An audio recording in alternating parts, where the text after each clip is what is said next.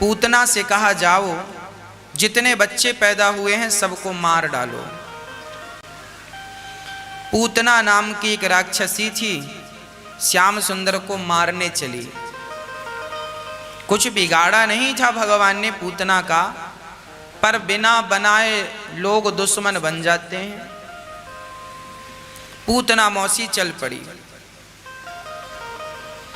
बड़े प्रेम से पूतना जब पहुंची तो चारों तरफ उत्सव चल रहा था, आनंद चल रहा था, चारों तरफ उत्सव था। जब उत्सव चला चारों तरफ तो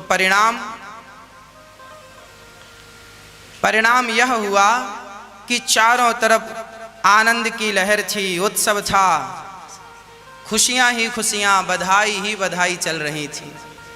सारे ब्रज में हल्ला था, नंद के लाला हुआ है, नंद के लाला हुआ है, नंद के लाला हुआ है। हाँ, सारे तरफ उत्सव और आनंद की लहर थी। उसी समय भगवान श्री कृष्ण का आनंद चल रहा था। उसी समय पूतना मौसी पधार गई। पूतना लोक बालघिनी राक्षसी रुधिरासना जिघांसया पहरये स्तनं दत्वापसद्गतिम।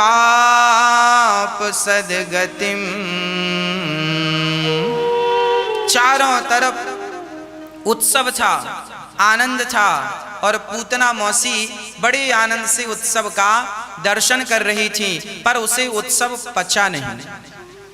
उसने बड़ा सुंदर सा रूप बनाया और श्याम सुंदर को मारने के लिए उसने सुंदर सा रूप बनाकर बड़ा अद्भुत रूप बनाया। और रूप बना करके रूप बदल कर, चूंकि माया जानती थी ना, तो माया से उसने अपना रूप बदल लिया और रूप बदल करके श्याम सुंदर को मारने के लिए चल पड़ी। श्याम सुंदर को मारने का प्रयास कर रही है, अपना रूप बदल करके गई है, बड़ा सुंदर रूप बनाई है, बन ठन करके बैठी है, सज धज करके बैठी है। श्याम सुंदर अकेले पालने पर लेटे थे और भगवान श्री कृष्ण को बड़े प्रेम से मां बन करके गई, सुंदर बन करके गई और बड़े भाव से उसने श्याम सुंदर को उठाया भगवान को स्तनपान कराने के लिए।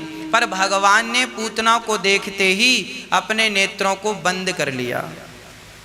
भगवान ने पूतना को देखते ही नेत्रों को बंद कर लिया। पूतना को देखा ही नहीं। किसी ने कहा, प्रभु आपने पूतना को क्यों नहीं देखा, क्या कारण था? तब कहा कि जिसके अंदर कपट भरा हो उसे देखने से फायदा क्या। पूतना के हृदय में कपट था और जिसके अंदर कपट हो उसे देखना नहीं चाहिए। भगवान कहते हैं पूतना का तन तो सुंदर था पर पूतना का मन सुंदर नहीं था। ऐसी पूतना जिसका तन सुंदर था पर मन सुंदर नहीं था, ऐसी पूतना को भगवान ने देखना भी नहीं उचित समझा। जिसका हृदय कपट से भरा हो ऐसों को देखना भी नहीं चाहिए। भगवान कहते हैं ना कि निर्मल मन जन सो मोहि पावा, मोहि कपट छल छिद्र ना भावा। निर्मल मन जन सो मोहि पावा, मोहि कपट छल छिद्र न भावा। जिसके हृदय में करुणा है, जिसके हृदय में प्रेम है, उसको तो परमात्मा देखते हैं। पर जिसके हृदय में करुणा नहीं, जिसके हृदय में प्रेम नहीं, जिसके हृदय में श्रद्धा नहीं, ऐसों को भगवान कभी नहीं देखते, कभी नहीं देखते। इसलिए पूतना ने तन को सजाया पर मन उसका गंदा था। जिसका तन सुंदर है मन सुंदर नहीं है, ऐसों को देखना भी उचित नहीं समझते भगवान। तन सुंदर है पर मन सुंदर नहीं है, ऐसों को देखकर करेंगे क्या? इसलिए सजाना है तो श्रृंगार करना है तो केवल मन का श्रृंगार कीजिए। तन को सजाने से कोई फायदा नहीं। तन को कितना भी हम सजाएं पर मन को नहीं सजाएंगे तो काम नहीं बनेगा। इसलिए जितना भी सजाना हो, जितना भी श्रृंगार करना हो, मन का श्रृंगार कीजिए। तन का श्रृंगार करने से कोई फायदा नहीं।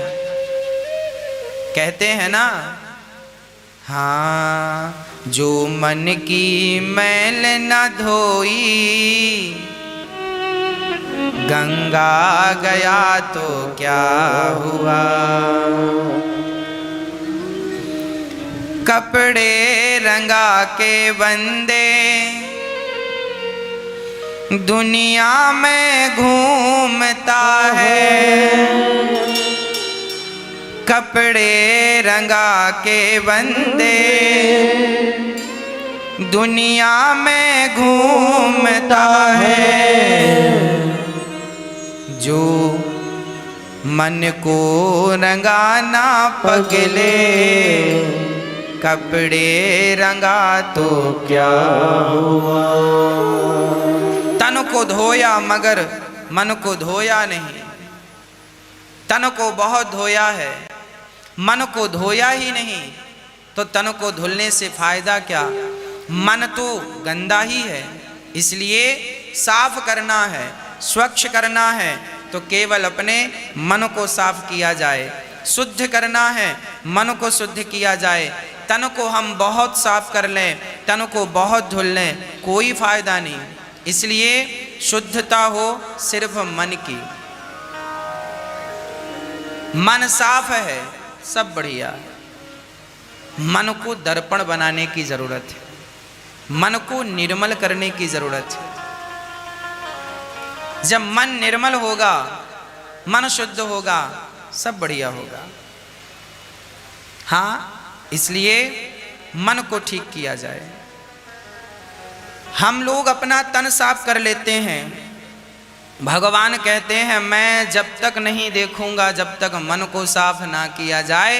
पूतना को देखकर नेत्र बंद कर लिए। पूतना ने श्याम सुंदर को उठाया, अपने स्तनों का पान कराया। उसके स्तनों में जहर था, भगवान ने थोड़ा सा जहर पिया। दूध था, दूध पिया, जहर खत्म, दूध खत्म। जब सब खत्म हो गया तो पूतना के प्राणों को भगवान पीने लगे। पूतना चिल्लाई, बालक छोड़ दो, छोड़ दो, छोड़ दो। भगवान बोले मैं एक बार किसी को पकड़ लूं ना मां, छोड़ता नहीं हूं, छोड़ता नहीं हूं। पकड़ लिया, मैं पकड़ने की व्यवस्था तो जानता हूं, छोड़ने की व्यवस्था नहीं जानता। मैं पकड़ना जानता हूं, छोड़ना नहीं जानता। पूतना का भगवान ने कल्याण कर दिया, पूतना का भगवान ने उद्धार कर दिया। न जाने कौन से गुण पर दया निधि रीझ जाते हैं। यही सदग्रंथ कहते हैं, यही हरि भक्त गाते हैं। भगवान ने पूतना का उद्धार कर दिया। उसके बाद भगवान करवट बदलते हैं तो माँ यशोदा उत्सव रखती हैं। जहाँ शकटासुर आया, अच्छा भगवान को मारने कंस ने अनेक योजनाएं बनाई हैं। कभी शकटासुर को भेजता है, शकटासुर जाकर मारने का प्रयास करता है। शकटासुर को भगवान श्री कृष्ण ने मार गिराया, छकड़े पर जाकर बैठा, छकड़े पर लात मारा, धम्म से गिरा। शकटासुर का गोविंदाय नमो नमः। शकटासुर का उद्धार हुआ। इसके बाद तृणावर्त आया, भगवान ने तृणावर्त को मार गिराया, तृणावर्त का उद्धार किया। इसके बाद भगवान श्री कृष्ण का नामकरण संस्कार श्री गर्गाचार्य जी ने कराया। गर्गाचार्य जी कहते हैं, गर्गः पुरोहितो राजन यदूनां सुमहातपाः ब्रजं जगाम नन्दस्य वसुदेव प्रचोदितः। ये जो गर्गाचार्य जी हैं, ये वसुदेव जी के गुरु हैं। भगवान श्री नंद बाबा के जो कुल गुरु थे वो श्री शांडिल्य जी थे। गर्गाचार्य जी वसुदेव जी के गुरु थे और वसुदेव जी के गुरु गर्गाचार्य जी आए और भगवान श्री कृष्ण का नामकरण संस्कार कर रहे हैं। संस्कार कितनी जरूरी है। हमारी जिंदगी बिना संस्कारों के अधूरी है। पूरी तब होगी जब हमारे भीतर संस्कार होंगे। इसलिए संस्कार आवश्यक नहीं, अति आवश्यक है। संस्कार जरूरी है। 16 संस्कार की परंपरा भारत की रही है। इन संस्कारों में गर्भाधान संस्कार से लेकर के अंतिम संस्कार तक ये 16 संस्कार की परंपरा रही है भारत की। संस्कार जरूर दीजिएगा अपने बच्चों को। यदि संस्कार नहीं दिए आप तो फिर आपके बच्चे संस्कारहीन वैसे ही हैं जैसे नाक के बिना स्त्री है। एक स्त्री को बहुत सजाया धजाया गया पर उसकी नाक काट ली गई, तो बताइए बिना नाक की स्त्री की शोभा कैसी है? क्या बिना नाक की स्त्री की कोई शोभा है? जैसे बिना नाक के स्त्री की कोई शोभा नहीं है, उसी प्रकार बिना संस्कार के व्यक्ति की कोई शोभा नहीं है। संस्कार व्यक्ति के बारे में लिखा है कि बहुत पहले हमने पढ़ा था कि हंसों की शोभा में कौआ शोभा नहीं पाता। माता शत्रु पिता वैरी ये न वालो न पाठिता, न शोभते सभा मध्य हंस मध्य व को यथा। जैसे हंसों की शोभा में कौआ, हंसों की सभा में कौआ का कोई काम नहीं। जैसे हंसों की सभा में कौआ की कोई इज्जत नहीं, उसी प्रकार उसी तरह ज्ञानियों की सभा में मूर्खों की कोई इज्जत नहीं, कोई सम्मान नहीं। इसलिए केवल आवश्यक है तो केवल ज्ञान, आवश्यक है तो केवल संस्कार। बच्चों को संस्कार दीजिए, भक्ति के संस्कार दीजिए, भगवान श्री कृष्ण को जानने और पहचानने के संस्कार दीजिए, सुबह जल्दी उठने के संस्कार बच्चों को दीजिए, शुद्ध सात्विक भोजन करने का संस्कार बच्चों को दीजिए। क्या खाएं क्या ना खाएं ये भी तो संस्कार है। आज बच्चे कुछ भी खाते हैं, अंडा खाते, मुर्गी खाते, कुछ भी खाते। अरे क्या खाना है क्या नहीं खाना ये भी विचार होना चाहिए। खाने योग्य वस्तुओं को तो खाया जाए, अभक्ष्य वस्तुओं का कभी भी स्पर्श ना किया जाए, ये संस्कार जरूर देना चाहिए। प्रिय भक्तों, श्री भगवान सारे संस्कारों के बारे में हमें जानकारी दे रहे हैं। भगवान का स्वभाव कैसा है, भगवान के हृदय में कितनी करुणा है, भगवान के हृदय में कितना प्रेम है, कितना बढ़िया संस्कार है भगवान का। ये संस्कार हमें भी धारण करने चाहिए, जरूर धारण करने चाहिए। संस्कार के बिना जीवन व्यर्थ है। बच्चों को सिखाओ कि जल्दी उठना चाहिए। जल्दी उठने के फायदे क्या हैं? जो व्यक्ति ब्रह्म मुहूर्त का दर्शन नहीं करता, वो व्यक्ति ब्रह्म का अर्थात ईश्वर का क्या दर्शन करेगा। इसलिए जल्दी उठ जाना सबसे उत्तम है।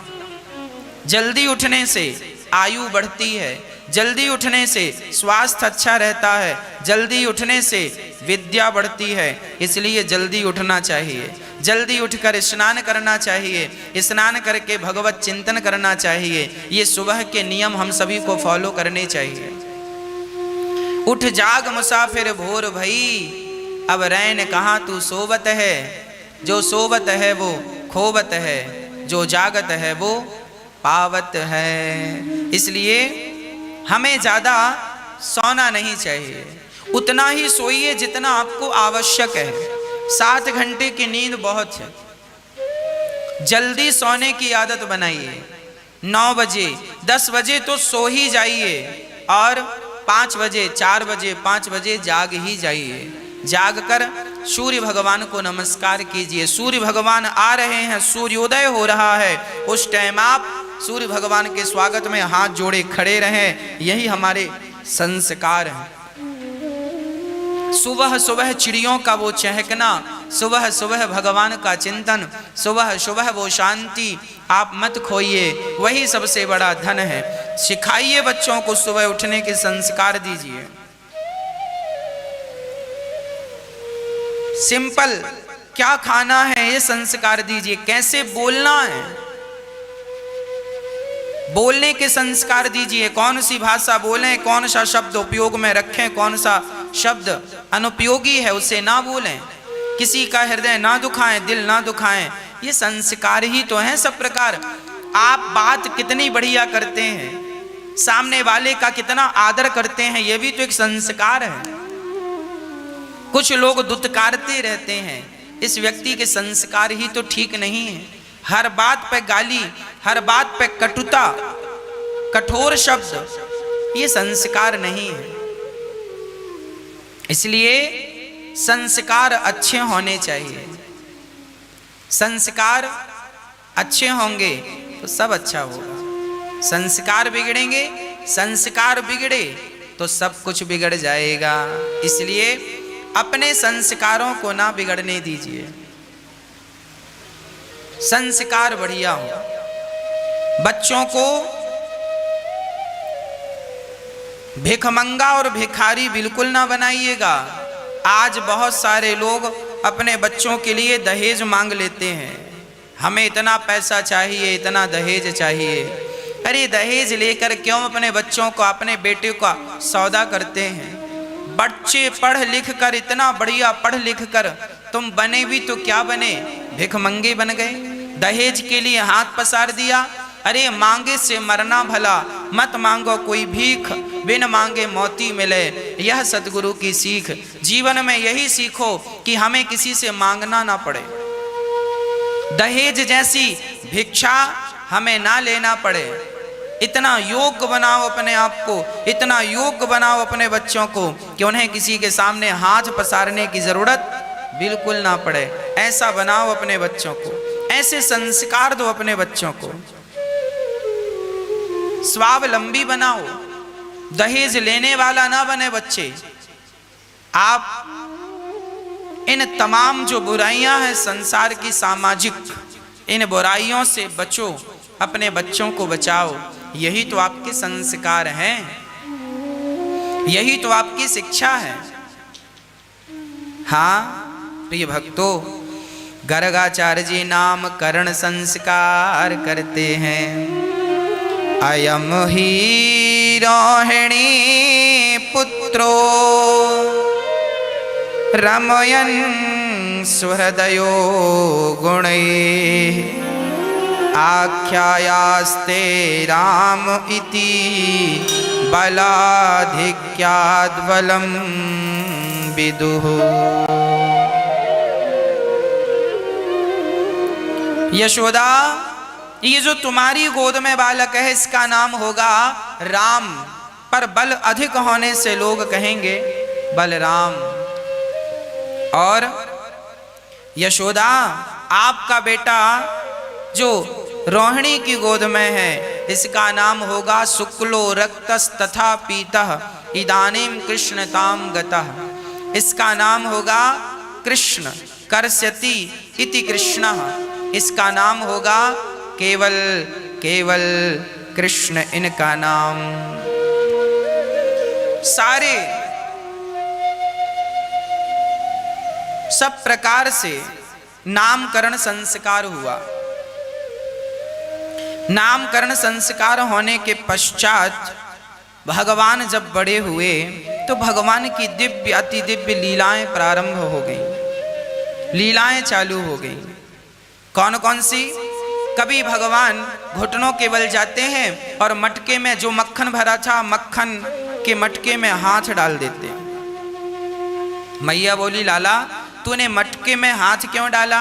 कन्हैया बोले, मैया तूने इतने सारे नग पहना रखे हैं अंगूठियों में, ये बहुत जल रहे थे, सो मैंने हाथ डाल के थोड़ी ठंडक पहुंचाई है, थोड़ा सा ठंडा किया है। अच्छा, मैया बड़ी प्रसन्न हो जाती, बड़ी आनंदित हो जाती मैया, और लाला को गोद में लेकर के झूमने लगती। एक दिन की बात है, कन्हैया आंगन में खेल रहे थे, एक सखी आई मैया यशोदा से मिलने, तभी लाला को दर्शन करके वो धन्य धन्य हो गई। मैया से कहती है, मैया तेरी गौशाला से ने गोबर उठा लूं? हाँ हाँ सखी उठा ले। अब वो सखी अपने बर्तन में, अपने टोकनी में जब गोबर ज्यादा भरी तो श्याम सुंदर को बुलाया, ओ कन्हैया सुनियो। कन्हैया आए, क्या हुआ? कह रहे हैं सुनो, नेक टोकनी में हाथ लगवा दो, हम उठा लें, हमसे उठ नहीं रहा है, आप जरा हाथ लगवाओ।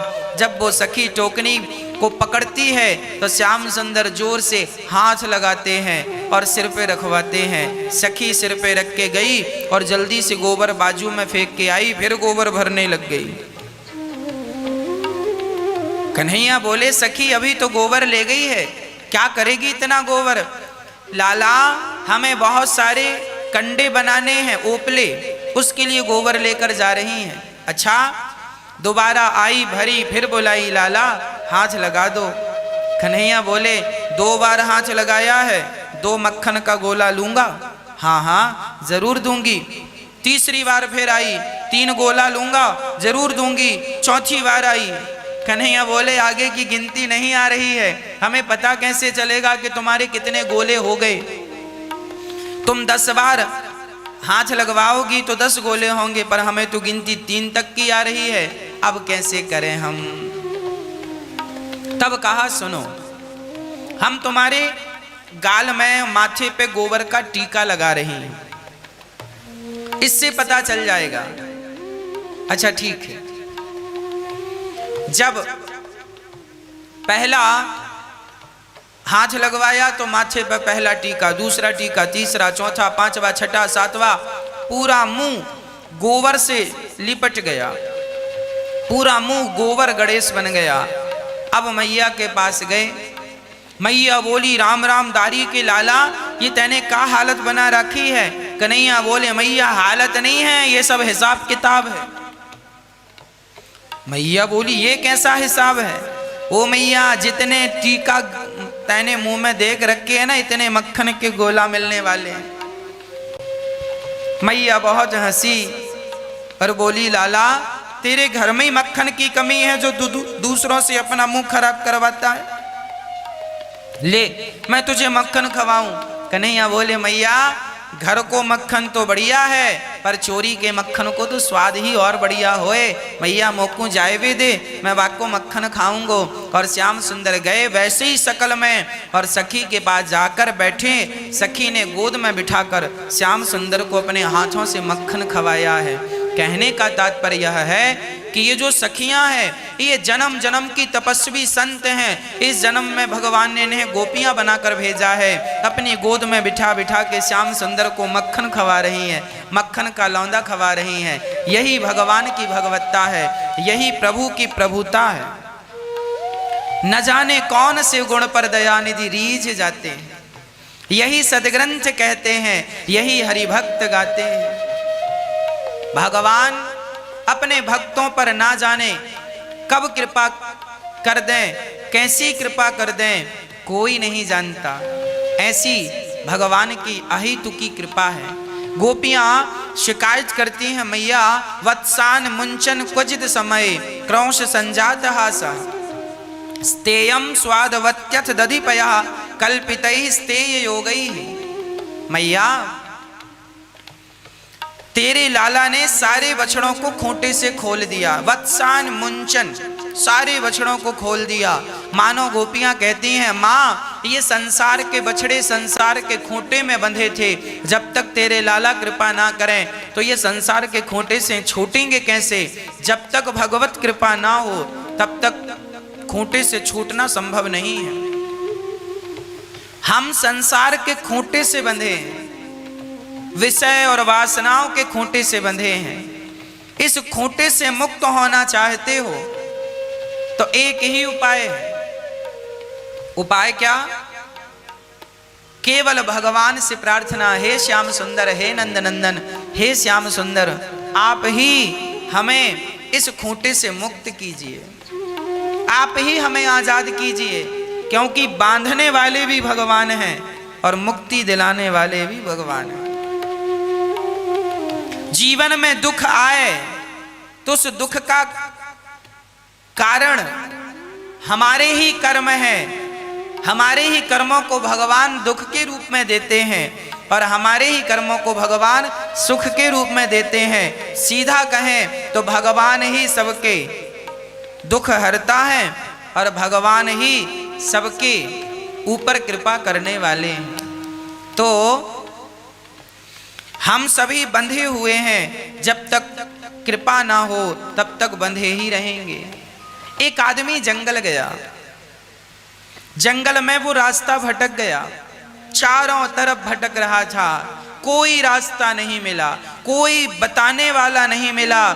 बहुत परेशान होकर उसने जब भगवान से पुकारा तो भगवान ही उस जंगल में एक रूप बना कर आए और लकड़हारा बनकर आए, लकड़ी का गट्ठा लेकर जा रहे थे। तब उसकी जान में जान आई, कोई तो मिला जंगल में। भैया बताओ, मैं जंगल में कब से भटक रहा हूँ, बाहर जाने का रास्ता क्या है?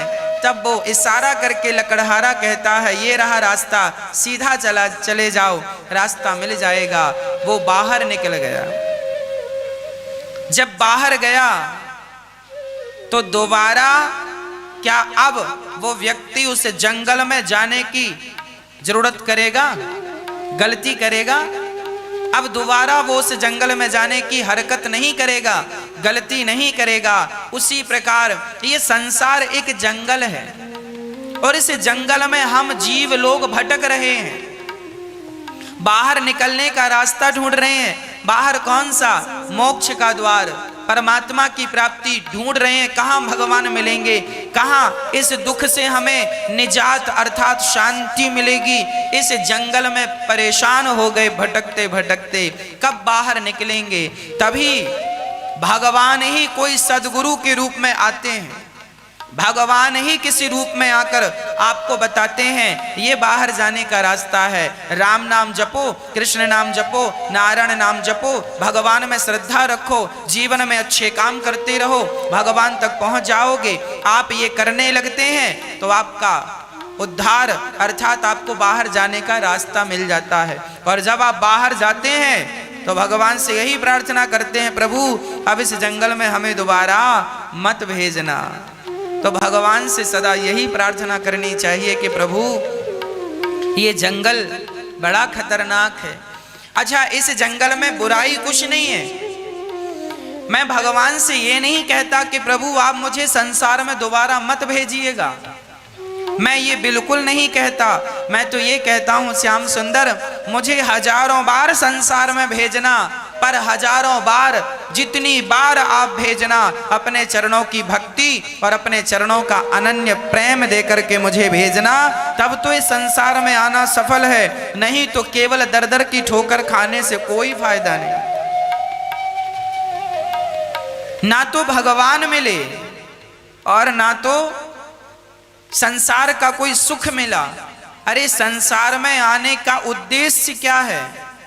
संसार में आने का उद्देश्य पेट भर खाना नहीं है, संसार में आने का उद्देश्य नींद भर सोना नहीं है, संसार में आने का उद्देश्य रुपया पैसा कमाना नहीं है, संसार में आने का उद्देश्य बच्चे पैदा करना नहीं है, संसार में आने का उद्देश्य है ईश्वर को प्राप्त करना। अपनी श्वासों से यदि भगवान को प्राप्त कर लिया आपने, अपनी श्वासों को भगवान की सेवा में समर्पित कर दिया आपने, तब तो आपकी श्वासें, आपका जीवन सफल है। और केवल खाने में, सोने में और बच्चा पैदा करने में ही समय खर्च किया है, तो ये काम तो पशु और पक्षी भी खूब कर रहे हैं। खाते हैं, सोते हैं और बच्चा पैदा करते हैं। चिड़िया, पशु, पक्षी सब ये करते हैं। आपका जन्म केवल मोक्ष के लिए हुआ है, उस परम पिता परमात्मा की प्राप्ति के लिए हुआ है। हाँ, इसलिए ध्यान किया करो, भगवान का चिंतन किया करो, भगवान की कथा सुना करो, भगवान के भक्तों की कथा सुना करो। मन तो भटकता ही है, मन को भटकने दो, पर शरीर को भगवान की सेवा में लगाओ। धीरे धीरे मन भी कंट्रोल होगा, धीरे धीरे मन भी लगेगा, परेशान होने की जरूरत नहीं है। प्रिय भक्तों, भगवान का चिंतन सबसे बड़ी बूटी है, सबसे बड़ा अमृत है। सो आप उसका पान करते रहिएगा। गोपियां कहती हैं हमारे घर में आता है, मटकी तोड़ देता है। मटकी तोड़ना अर्थात मटकी के अंदर क्या है? मक्खन। मटकी क्या है? हमारा जो अहंकार है ये मटकी है। और जब तक अहंकार नहीं टूटेगा, मटकी नहीं टूटती, तब तक भगवान मक्खन नहीं खाते। जब तक अहंकार नहीं टूटेगा, तब तक मन रूपी मक्खन को परमात्मा कभी स्वीकार नहीं करेंगे। आपको तब स्वीकार करेंगे जब अहंकार की मटकी टूटेगी। वत्सान मुंचन क्वचित समय, गोपियों से मैया ने कहा डांट दिया करो लाला को जब ज्यादा उधम करे तो। बोले डांटती हैं तो क्रोध संजात हासा, हमें देख करके ही करके हंस देता है।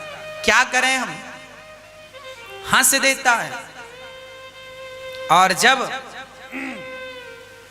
कन्हैया हंसता है तो हम सारा गुस्सा भूल जाती हैं।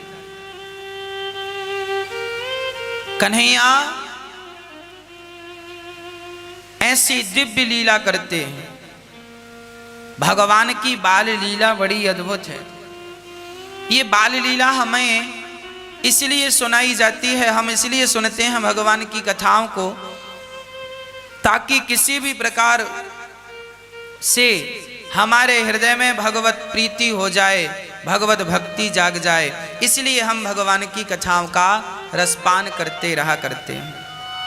किसी भी प्रकार से भगवान से प्रीति हो जाए, भगवत भक्ति हो जाए। हाँ, एक दिन भगवान श्री कृष्ण अपनी माँ के साथ यमुना जी गए। माँ तो यमुना जी में स्नान करने लगी और श्याम सुंदर बाहर मिट्टी खाने लगे, मिट्टी खाने लगे। जब भगवान श्री कृष्ण मिट्टी खाने लगे तो बलदाऊ भैया ने शिकायत कर दी, मैया लाला ने माटी खाई। अच्छा, हाँ। तुरंत दौड़े दौड़े गए, मैया गई, चौरे लाला तने माटी खाई। तब भगवान ने कहा ना हम भक्षितवानम्ब सर्वे मिथ्याभिशंसिनः।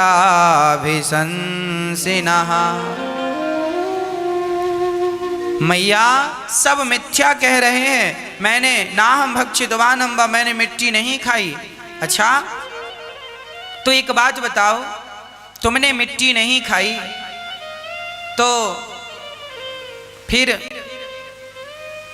ये सब कह क्यों रहे हैं? पता नहीं मैया, मेरा तो किसी से कोई विरोध भी नहीं है, फिर भी ये आरोप लगाए जा रहे हैं। अच्छा, एक काम करो, अपना मुंह खोलकर दिखाओ। जैसे ही मुंह खोला तो मैया यशोदा ने देखा मिट्टी नजर तो नहीं आई, मिट्टी का तो कोई लेस नजर नहीं आया, पर इतने से मुख में पूरा ब्रह्मांड, अतल वितल सुतल तलातल रसातल महातल सब कुछ नजर आया, सब नजर आया और कुछ नजर नहीं आया। पूरा ब्रह्मांड नजर आ गया। पृथ्वी नजर आई, उसमें से पर्वत, नदियां, समुद्र सब कुछ नजर आ रहा है। क्या बताएं, मैया घबरा गई। लाला ने मुंह बंद कर लिया, फिर से मुंह खोला तो कुछ भी नहीं। प्रश्न ये खड़ा हुआ, प्रभु जब अब मैया ने देखा सब, थोड़ी देर में मैया सब भूल गई, भगवान ने सब कुछ भुला दिया। प्रश्न ये खड़ा हुआ कि भगवान जब सब भुलाना ही था तो दिखाया क्यों? दिखाने के पीछे कारण क्या था? तब भगवान कहते हैं, मैंने इसलिए दिखाया क्योंकि कारण यह है कि अभी अभी मैंने माखन चोरी लीला की है। अभी अभी मैंने माखन चुराया है। माखन चुराकर जब मैंने मटकी तोड़ी तो लोगों को ये संदेह हो जाएगा, ये कैसे भगवान है, बताओ मक्खन चुराते हैं, बताओ मिट्टी खा रहे हैं। भगवान पर कोई संदेह ना कर ले, कोई डाउट ना कर ले, ये कैसा भगवान है, माखन चोरी करके खाता है। तब भगवान मुंह खोलकर इतने से मुंह में पूरा ब्रह्मांड दिखाकर ये सिद्ध कर रहे हैं कि मैं ही परमात्मा हूं, मैं ही अखिल ब्रह्मांड नायक हूं। मात्र लीला करने के लिए सामान्य बालक बन के बैठा हूं, मुझ में सब कुछ समाया है, देख लो, मुझे संदेह की दृष्टि से ना देखना। इसलिए भगवान ने इतना सा मुंह खोल के सारा ब्रह्मांड दिखाते हैं, भगवान पर कोई संदेह ना कर जाए। इसलिए प्रिय भक्तों,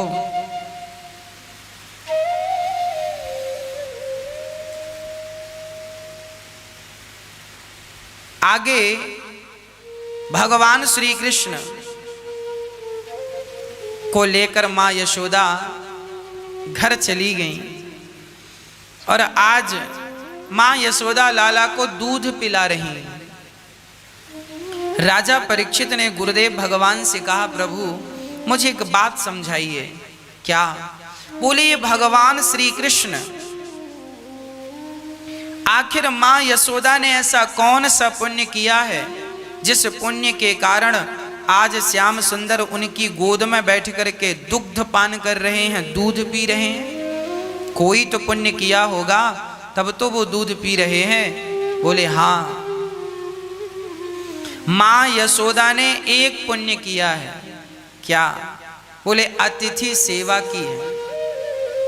इन्होंने आए हुए अतिथि को कभी भी घर से खाली नहीं जाने दिया, यही पुण्य किया है। अच्छा, द्रोणो वसुनाम प्रवरो धरया सह भार्यया करिष्यमाण आदेशान। देखो परीक्षित, ये जो यशोदा है इनका नाम है धरा। इनका एक नियम है, जो भी इनके घर आता है कभी ये उन्हें खाली हाथ नहीं जाने दिया करती, सदा भोजन कराती हैं, सदा दान दक्षिणा देती हैं। एक दिन क्या हुआ, धरा का घर खाली था, अन्न का एक भी दाना नहीं था। अपना सारा सामान बेचकर संतों की सेवा कर दी। अब तो सिंपल घास की झोपड़ी है, उस पे ये पति पत्नी रहा करते हैं। आज तो द्रोण अर्थात धरा के पति भी नहीं थे, अकेली घर पे धरा थी। तभी उनके यहाँ कुछ संत आए। संतों ने कहा, देवी बड़ी भूख लगी है, आप भोजन कर लीजिए, आप मुझे भोजन कराइए। धरा ने कहा, महात्मा जी आप स्नान कीजिए, मैं आपको भोजन कराती हूँ। धरा ने जब जाकर देखा तो वहां उनके घर में अन्न का एक भी दाना नहीं था।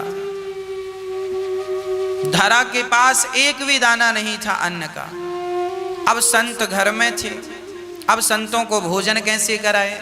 तो पास के एक व्यक्ति के घर धरा चली गई और उधार मांगने, भैया हमारे घर में कुछ संत आए हैं, आप एक काम कीजिए, हमें कुछ उधार द्रव्य धन दे दीजिए, हम उसे बेचकर बाजार से सामान खरीद लेंगे। धरा जब सेठ जी से उधार धन मांगती हैं तो उन्होंने कहा, तुम बड़ी सुंदर हो, तुम कुछ गिरवी रखो तो मैं धन दूंगा। धरा ने कहा, गिरवी रखने को तो धन होता तो मैं बेचकर ही संतों की सेवा कर देती, कुछ है नहीं। तो सेठ ने कहा, ये तुम बहुत सुंदर हो और तुम्हारे ये स्तन हमें बड़े प्रिय लग रहे हैं। अच्छा, क्या चाहते हो? हम ये स्तनों को चाहते हैं। धरा बोली, हम स्तन देंगे तो आप हमें धन दे देंगे? हाँ।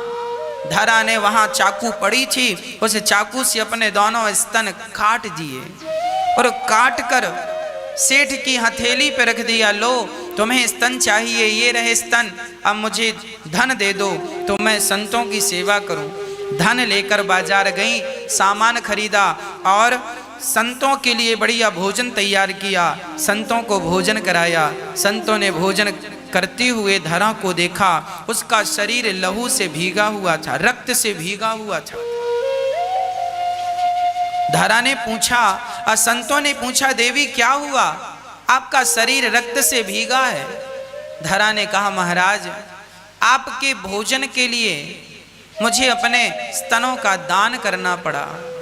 संत तो दुखी हो गए, हे भगवान हमारे लिए आपने अपने स्तनों का दान कर दिया, इतने बड़े घाव अपनी छाती में कर लिए।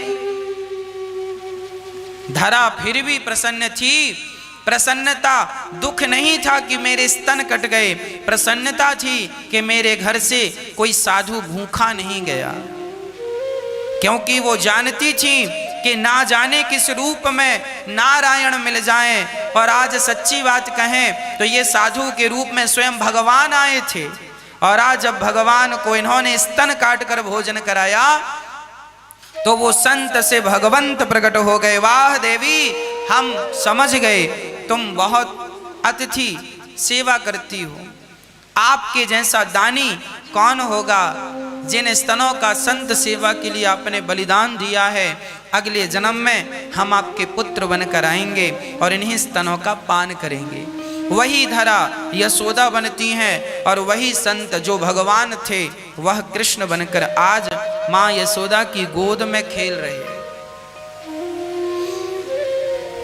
एकदा गृहदासीसु यशोदानंद गेहिनी कर्मांतरनियुक्तासु निर्ममंथ स्वयं दधि। एकदा गृहदासीसु, एक दिन माता यशोदा दही मंथन कर रही थी, तभी श्याम सुंदर आए और श्याम सुंदर ने कहा, माँ बहुत भूख लगी है, अपना दूध पिला दो। माँ ने कहा, बेटा मक्खन निकलेगा, ताज़ा ताज़ा मक्खन खाना। माँ मुझे तो आपका दूध पीना है। साड़ी पकड़ के खड़े हो गए, मथानी को पकड़ लिया। मैया ने तुरंत दही मंथन छोड़ा और लाला को स्तन पान कराने लग गई। जगत को तृप्त करने वाला परमात्मा आज कह रहा है, मां मुझे तृप्त कर दो। मां ने दूध पिलाया, तभी चूल्हे पे पकने के लिए दूध चढ़ा था। मां ने देखा उफनने लगा, लाला को नीचे उतार कर जब दूध उतारने गई तो कन्हैया समझ गए कि अभी भी मेरे मां के अंदर आसक्ति है, मोह है ना। ये जब तक मोह नहीं छूटेगा तब तक काम नहीं बनेगा मेरी मां। मोह जरूरी है छोड़ना। मैया से चूल्हे का दूध भी नहीं छूटा। आप लोगों से ना कुछ छूटता नहीं है। कहो कि छोड़ दो सब चीजें, आपसे नहीं छूटता। आपके झोले में भले फटे पुराने कपड़े होंगे और आपसे कहे कि चलो झोला छोड़ दो, नहीं महाराज सामान है। फटे पुराने कपड़ों का फटा सा झोला भी लोगों से नहीं छूटता। आज लोग दुखी क्यों हैं? क्योंकि लोगों के पास त्याग नहीं है, त्याग बिल्कुल नहीं है, त्याग कर ही नहीं पाते, छूटता ही नहीं है कुछ। मौत सामने खड़ी हो पर फिर भी छूटता कुछ नहीं है। इसलिए कह रहा हूं सब छूट जाएगा, छूट जाएगा, उसके पहले ही सब चीजें छोड़ दो। आपने संसार को जो पकड़ रखा है कस के, यही आपके दुख का कारण है। क्यों पकड़ रखा है? आप इसे छोड़ दीजिए। आप अपने हाथ को पकड़ कर देखिए, एक हाथ से दूसरे को पकड़िए और पकड़ के जरा देखिए, ट्राई कीजिए, कस के पकड़ो और जोर से पकड़ो और जोर से दबाओ हाथ को और फिर छोड़ दो। आप खुद महसूस करेंगे कि सुख पकड़ने में नहीं था, सुख छोड़ने में है। सुख छोड़ने में है, ये सब जानते हैं, पर विडंबना ये है छूटता नहीं। दो चीजें छूट जाएं तो काम बन जाए। मैया यशोदा ने मोह नहीं छोड़ा, दूध का मोह। दूध, चूल्हे पे चढ़ा हुआ दूध जब उफना तो मैया ने कृष्ण को छोड़ दिया, पर दूध को नहीं छोड़ी। यह जीव की अज्ञानता है। किसी भी हाल में भगवान को नहीं छोड़ना चाहिए। किसी भी हाल में भगवान का चिंतन नहीं छोड़ना चाहिए। और मुझे विश्वास है कि जब भगवान पे आप भरोसा करते हैं तो भगवान आपके भरोसे, आपके विश्वास की रक्षा करते हैं। आज हम कबीरदास जी का चरित्र पढ़ रहे थे। कबीरदास जी के चरित्र में एक अद्भुत बात मिली। कबीरदास जी की पत्नी थी, नाम था लोई। कबीरदास जी का एक बेटा था, नाम था कमाल। और कबीरदास जी की एक बेटी थी, नाम था कमाली। कमाली, कमाल, पत्नी लोई और कबीरदास जी। कबीरदास जी का काम था जुलाहे का, कपड़ा बनाने का काम था, कपड़ा बनाते थे। कबीरदास जी के चरित्र में लिखा है कि कबीरदास जी कपड़ा बनाते, जो पैसा मिलता उसी से अपने परिवार का पालन करते। आज कबीरदास जी ने कपड़ा बनाया और बाजार गए बेचने के लिए कि चलो अच्छे दाम मिलेंगे, परिवार के लिए 2-4 दिन के लिए रोटी की व्यवस्था होगी। तभी कबीरदास जी के पास एक साधु आ गए। साधु ने कहा, कबीर जी हमें कपड़ा दे दो, हमारी लंगोटी के लिए नहीं है, ओढ़ने के लिए नहीं है। तो कबीरदास जी ने सोचिए, उस कपड़े से रोटी आनी थी, कुछ पैसे मिलते तो सामान आता रोटी इत्यादि का। उतना ही धन था कबीरदास जी के पास। उस कपड़े की थान में से आधी थान जब वो देने लगे तो साधु जिनको दे रहे थे उनका लालच बढ़ गया। उन्होंने कहा, अब दे रहे हो तो पूरा ही दे दो ताकि हम ओढ़ भी लेंगे, लपेट भी लेंगे। कबीरदास जी के मन में आया कि अब इन संत के अंदर इसके प्रति भाव जाग गया है लेने का, अब ये वस्तु मुझे रखनी नहीं चाहिए। कबीर जी ने पूरा कपड़े का थान दे दिया। अब कबीरदास जी विचार करने लगे, अब मैं अपने घर जाऊंगा तो मेरी बेटी कहेगी पिताजी भोजन लाए होंगे, मेरा बेटा कहेगा पिताजी कुछ भोजन लाए होंगे, पर मेरे पास तो कुछ है ही नहीं। तो कबीरदास जी छिप गए। पास में जंगल था, वहां चले गए, पेड़ के नीचे बैठकर सीताराम राम राम राम राम राम राम राम सीताराम सीताराम कबीरदास जी जाप करने लगे राम राम का। जब राम नाम का जाप, घर में रोटी नहीं है, बच्चे भूख से तड़प रहे हैं, और कबीरदास जी जो सामान था कपड़ा इत्यादि वो दान कर दिया। अब बच्चे भूख से तड़प रहे हैं। कबीरदास जी बोले घर जाऊंगा, बच्चों की तड़प देख ना पाऊंगा, इसलिए यहीं बैठूं और भगवान का चिंतन करूं। भगवान पर अति विश्वास जब था हुआ कबीरदास जी को, राम राम जप रहे हैं। यहां कबीरदास जी राम को याद कर रहे हैं, और वहां राम जी ने एक सेठ का रूप बनाया। भगवान श्री राम ने सामान भरा गाड़ी में, और कबीरदास जी के यहां पहुंच गए। अरे भाई कौन हो? कबीरदास जी की पत्नी आई, कौन हो? कबीरदास जी ने सामान बेचा है, उनका कपड़ा बहुत महंगा बिका है। देखो दान किया था ना कबीरदास जी ने, कपड़ा एक संत को दान कर दिया। वो संत कोई और नहीं थे, स्वयं भगवान। पहुंच गए परीक्षा लेने की, देखूं कि ये देते हैं कि नहीं। भगवान सब पहुंचे तो भगवान का नाम, भगवान का दिव्य स्वरूप उन्होंने दान किया, वस्त्र का दान किया। तो दान किया, दान कभी नष्ट नहीं होता। देर सवेर दान का परिणाम, दान का फल हमें मिलता ही है।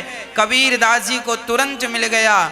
भगवान स्वयं उनके यहाँ सामान में बढ़िया दाल चावल घी शक्कर गुड़ भर भर के गए और सामान उतारने लगे। कबीरदास जी की पत्नी बोली इतना सामान? बोले हाँ, बहुत महंगा बिका है। 4 दिन हो गए कबीर जी को, अभी लौटे नहीं। तब कबीर जी को लगा चलो अब चल के देख लेना चाहिए घर की स्थिति क्या है। तब कबीरदास जी वापस आए।